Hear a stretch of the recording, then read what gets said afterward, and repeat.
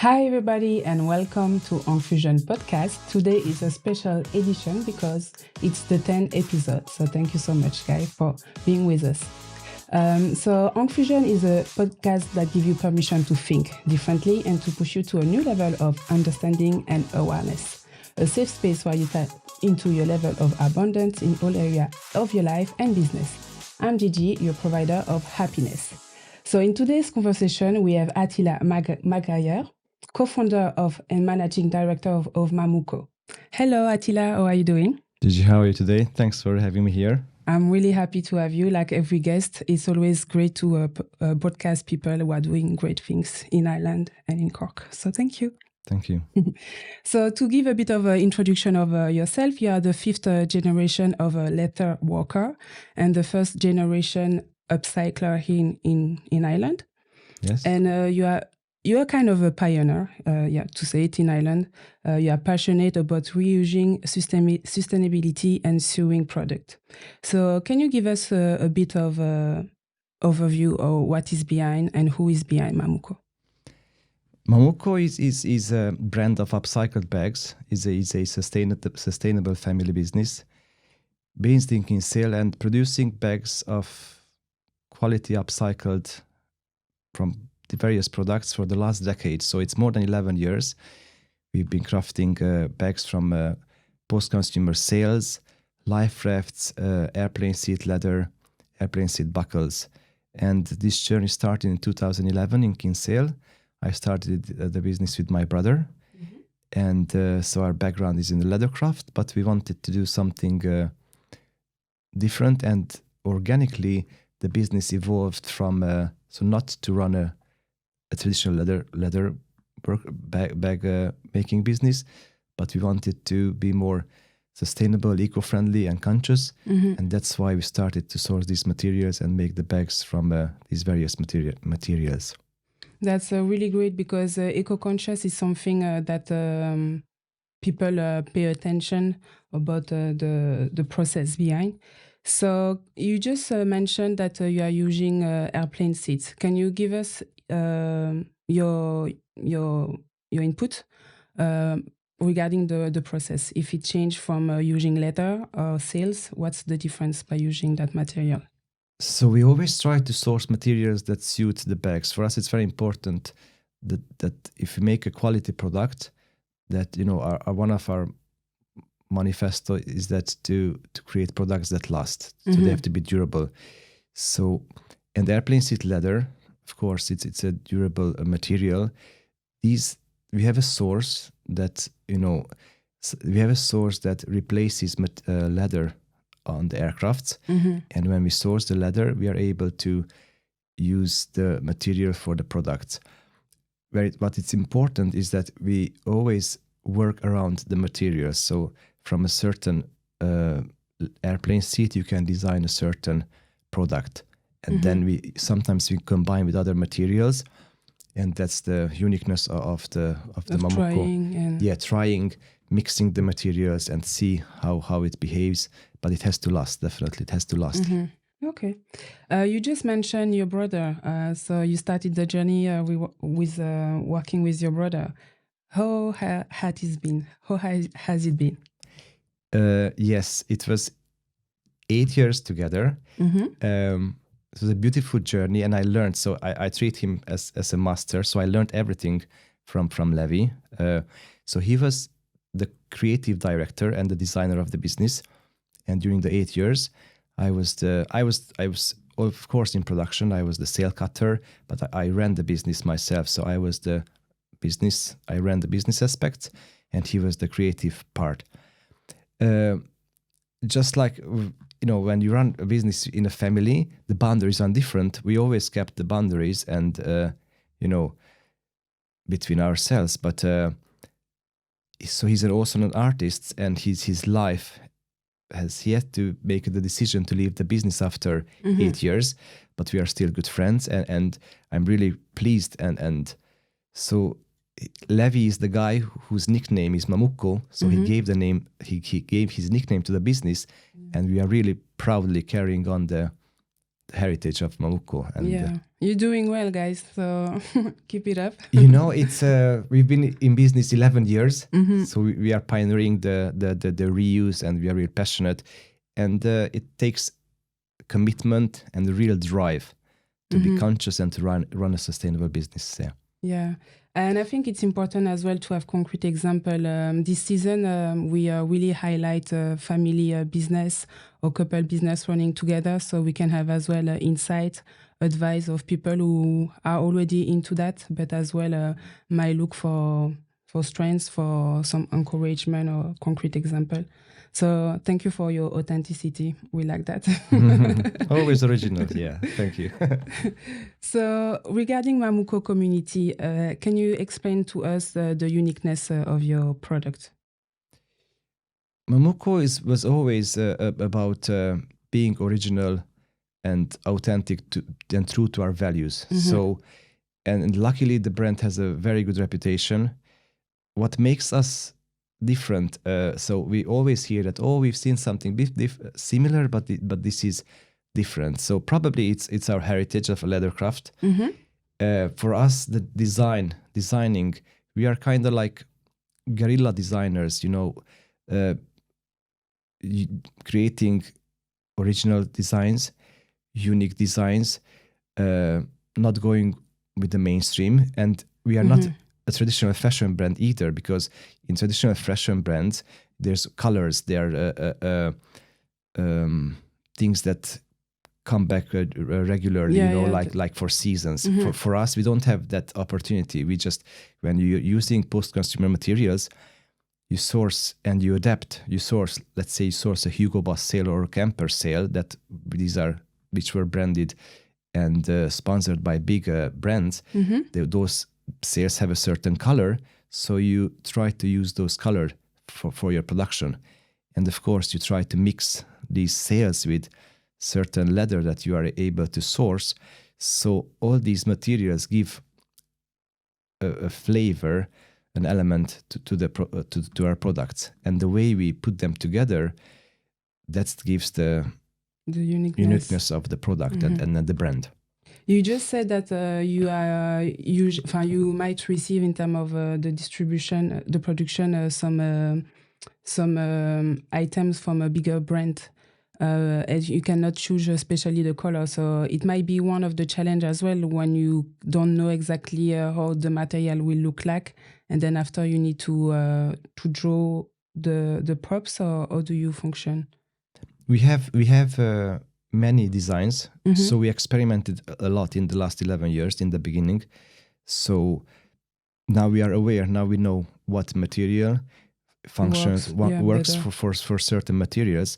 And of course, with these materials, we are aware how much flex they have, how much friction they can handle, and every material have a certain lifespan. But we are aware, and we know how to combine the materials, and that's the a good skill that we learned and that did develop in the last 11 years. Can imagine.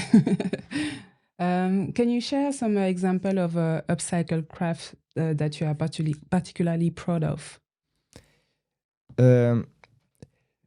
What I'm really proud of is that we started this business 11 years ago, and back then the culture in Ireland was a bit different. So I myself, I might have not even known the word upcycling. Yeah, true. But we really wanted to do something that we believe in, and something that, that's, we didn't do it for the likes. We did it always for the love. So we sourced some sales, let's say just like this bag here. So this is a very, and this could be a great example. So this bag is made from a sale from a ship that was called Tall Ship Astrid. So this ship sank 10 years ago in Ireland off the coast of Kinsale, and we sourced the sales. So we were in business 2 years before this incident. Luckily, no one got hurt or died. But I was mad to source the sales because I was aware that we can use these sales as an example of what upcycling is. Yeah. So, and 10 years ago, we made bags from those sales that we sourced, and I kept the remnants. So we used the clean parts, and I kept the remnants of the sale. And now we will do, so it will be 10-year anniversary, and I patched together the sales that I kept in a bag, in a big sale bag, and we made 5 bags. So this is Torship Astrid Holdol X. X stands for 10 years. Wow, that's a beautiful story behind. I really like it. So thank you. So these had the tagline. These bags had the tagline: "Sustainable stories from the sea and back." Literally, these sails were on the rocks for 6 weeks, floating on the rocks. Unfortunately, the boat was not rescued. So these products carry the heritage of this beautiful Torship in these beautiful products that we are able to make. That's great. Well done for that. Thank you. Moving on. How can you leathercraft business balance based on the demand and if it's affordable? I've been thinking this around this for a while, and it's all about balance. So we always try to source. So we did the shift ourselves, not to use leather for our products. So the question is how people decide what materials they choose. They should choose more sustainable materials, and businesses should educate about So the leather industry itself has a bad reputation, but there are options, and the industry is changing a lot. So if you go to a show to Milan, that you will see and you will meet maybe not hundreds, but many producers, leather producers, who are shifting from the traditional leather processes, leather tanning, leather processes, from eco-friendly alternatives. Yeah. And that's very important. So the industry is a traditional industry with big heritage, but I can see a big shift. So it depends how we pick the materials, how we educate people about the choices, how we make products, if it's ethical production. So it's all about the choices we make, and that the choices we educate and show people. Yeah, no, you're totally correct. It's all about education, and by having your business as well, you build up that community, and you educate in the meantime your community growing with your creation. Yeah, and it's very important. They're very important, and the products always speak themselves, and the product is the best example of something that it's possible to achieve. Yeah, definitely. Can technology and innovation be used to create more sustainability practice in craftsmanship and reduce the environmental impact for leather production? As I said, there's a shift now with the leather tanning processes. So there's many more alternatives because traditionally the leather is processed with chromium, which is very bad for the environment, with chrome. But now there's many alternatives. You can find vegan leather from mushroom, leather from pineapple, ananas. Ananas. Ananas, pineapple, and and this is an industry which is changing very fast. It's a fast, rapidly changing environment, and even the big makers, you can see, even the big makers, big brands have a line which are not the traditional leather. So there's a shift, and it's very I see it as a very important process. For your material, marine textile, what are the challenges you have faced in the process of sourcing yourself? In the beginning, the challenge for us was that we had opportunities and challenges as well as an Irish business. So when you start something from scratch and the culture is not there, so I approached businesses and I told them, I want to make a bag from sail.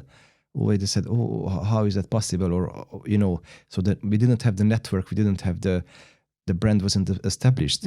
So, but we just went back repetitively, contacted clubs. We promoted that we collect sales. We might want to make bags from sales, and quick, you know, it developed. Slowly It but has surely changed. It people has changed, understood, of yeah. course. So we got the reputation. Oh, the guys that make bags from sales. So now it's there, and we started with some other materials as well. There was a time when we used 12 various materials, and then that's difficult to logistics wise to store them, process them, clean them, wash them.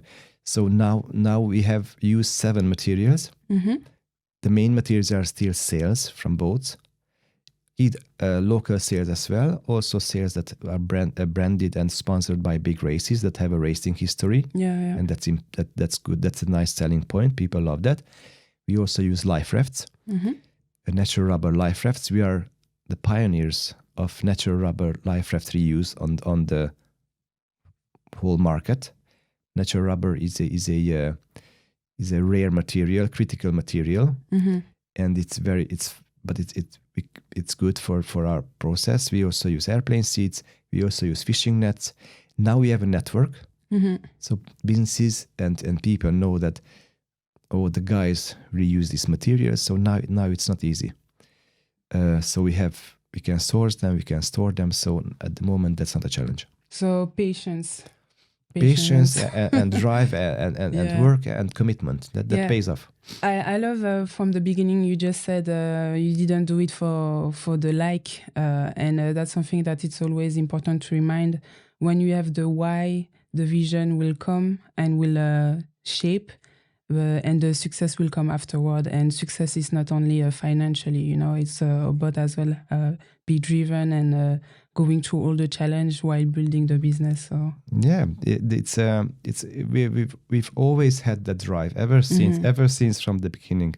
When you source a material, when you feel that excitement, that keeps you going. And of course, a success can be financial, or you know, being in business for 11 years, more than 10 years, or to inspire people, to educate people, to show people, to keep a family heritage, a tradition, and to adapt it, you know, to our current values. For me, which is sustainability. What's the advice can you give for people running business to arrive to that level of establishment? Because running a business for 11 years, you have been through a lot. So what advice can you give us? Yes, we've been through a lot. I've been always clever, so the most important thing is to build up a revenue stream. I applied for a lot of grants. We got a lot of support from the Irish government, employment grant, and even investment from the Enterprise Island, because they saw. I told them, I went for an interview and I told them, I had a pitch and I told them, guys, if you give me 50,000 euro, we'll keep going. But if you don't give us the 50,000, we will still go in. We will still keep going. So you have to, and they did. Of course, the concept was to grow the business. When you get an investment from the Enterprise Island, the concept is to grow and business and create employment. That doesn't work out for every business. For us, we are still a family business. We see and look at opportunities, how we can grow, how we can create more employment, of course, obviously. But what you need to have a spark, you need to have the drive, you need to wake up every day and be creative. And not every day is sunny. Yeah. Not every day is sunny, but something kept me going for 11 years. And I think, of course, it's important to find something you enjoy, love. And people need to know that sustainability is a big commitment. If you are lazy, it's very easy not to be conscious and sustainable. Very easy. But luckily, I just had the drive that I enjoyed sourcing new materials, new machinery to adapt, to technology, to adapt technology to create the products, and that's the passion. The passion is still there after 11 years. Yeah, and I hope still will be there for 10 more. Even more. So yeah, even more.